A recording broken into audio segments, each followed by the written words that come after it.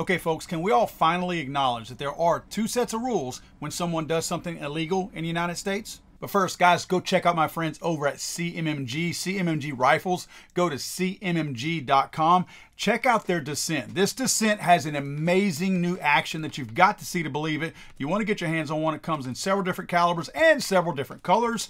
Go to their website. You can get anything on their website for 10% off if you use my discount code FTATF. Again, my discount code is FTATF. Use it, get 10% off at CMMG.com. According to the U.S. Office of Special Counsel, the ATF for years illegally paid up to $20 million to agents and investigators who worked in non-law enforcement positions by misclassifying them as law enforcement posts. The U.S. Office of Special Counsel said it did alert President Joe Biden and the Congress of, quote, substantial waste, mismanagement, and unlawful employment practices involving high-level jobs at ATF. The special counsel said that during a 5-year period that officials investigated, 108 ATF employees who worked in non-law enforcement jobs were improperly provided law enforcement availability pay and enhanced retirement benefits. Now, we know this number is going to be much higher because this window that they investigated was only a 5-year window. It was a current 5-year window.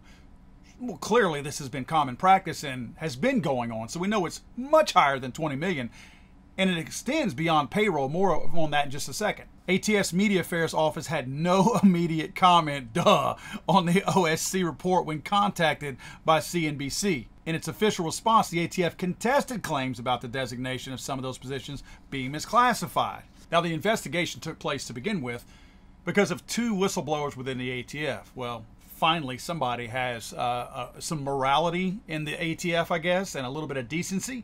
So they came forward and blew the whistle, saying that all this was being done illegally. Now, let me point something out real quick. There's always 2 sides to every story.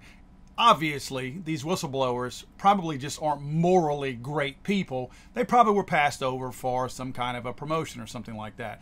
You know, there's a lot of token hires. There's a lot of social justice warrioring in all these federal agencies. So my guess is someone who probably deserved a pay increase got passed over for one, or a position change, promotion or whatever, got passed over for one simply because they didn't check the right boxes. Probably a white male, or probably a male of any kind, got passed over for some trans, purple-haired, whatever, gender fluid person, and they got mad about it. They just had enough of it. In many cases, that's what you're going to find out. Most of your whistleblowers were people that felt like they deserved something and they simply didn't get it. So now they're like, all right, you want to do that to me? I'm going to do this to you. After these claims were verified, the Watchdog referred the allegations to the ATF, which instead of conducting an internal investigation, deferred to a then pending audit by the Office of Personnel Management, which manages the Federal Civil Service. So in other words, we're already investigating ourselves, so we can't comment on that. This is the same old, I can't comment on that because of an ongoing investigation. How many times do we hear that? How many times do we have a person who wants to lie and doesn't want to tell the truth, so they hide behind the fact that there's an ongoing investigation? So the ATF is actually having folks within its own organization investigate itself. So because of our own investigation of ourselves, we can't comment on this right now. Now, let me be very clear about this also. This oversight is on purpose. This is not an accident. They knew what they were doing. I worked in a Fortune 500 company, and I had 500 something employees who worked for me. Your biggest expense in any kind of a company is payroll dollars. That's always your biggest expense. It doesn't matter how much material or anything else that you have going on out there. As you pay more in material, you need more people to manage that. So your payroll dollars are always going up. So your payroll dollars are always one of your biggest, if not the biggest hit on your budget. You don't look at your biggest budget number and ignore it and say, I'm assuming everybody is doing their job right. You pick those numbers apart. And when you're entering payroll, it's very specific about what code you're entering. So whenever you put a law enforcement or a non-law enforcement code in there, it breaks that down budget-wise. So when you're looking at your budget or proposed budget for the next year, for instance, and you look at what you spent last year, you're looking at those codes and you're looking at what makes those up. You don't just glance at them and say, must be right. No, you dig into those. So several people at several different levels, from budget people, HR, to the people who knew they were misclassifying, because you see your own codes. When you're in a lot of these places, you're responsible for entering your own payroll into your system. So if I'm working for a federal agency, I don't do a normal time clock like people used to do.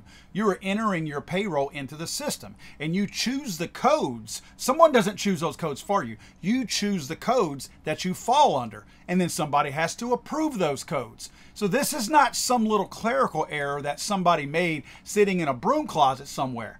This is every level of corruption from the entry point of the person who's getting paid that money.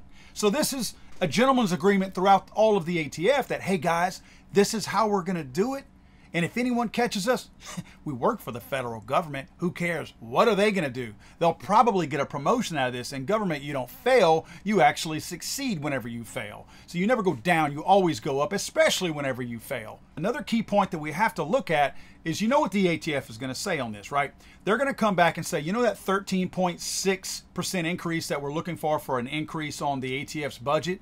Well, this is why. They're going to say, look, we're asking employees to do something outside of their norm, so we're classifying this as law enforcement. In other words, they're going to say, yeah, we know it was classified as that and they weren't supposed to be working in that kind of capacity, but oh, technically they were already doing that work, so we went ahead and approved that. That's why we need this 13.6% increase. They're going to tell everyone, whoever questions them, if anybody ever does, that look, we were already doing the work, we were just classifying as that, so this is why we needed 13.6 to cover that increase going forward. The biggest thing that a lot of people are losing sight of, and I've seen this story come out a couple days ago and it took me a couple days to research it because I really wanted to dig into this, is taxes.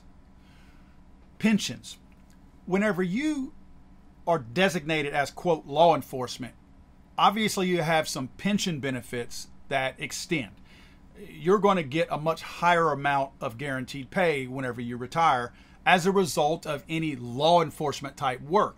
So they're screwing us, the taxpayers, out of pension money by doing this also. This is not just the payroll money. They're not going to go back and undo all of this, guys.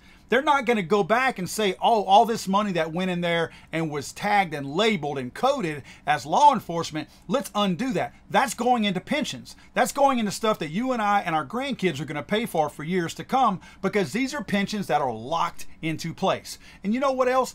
Taxes.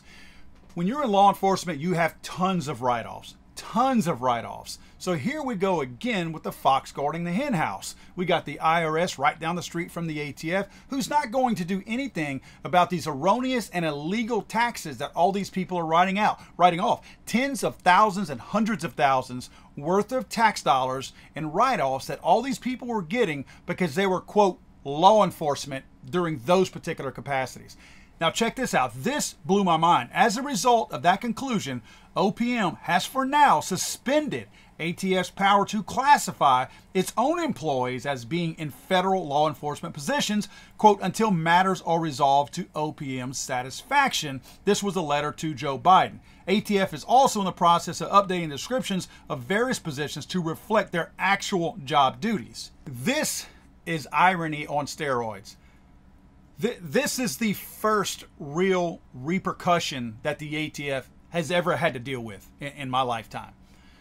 The irony is we have an unelected group of people, another bureaucracy in the federal government, who is for the first time ever levying a penalty against the ATF for doing something illegal. So you have one unelected bureaucracy penalizing another unelected bureaucracy.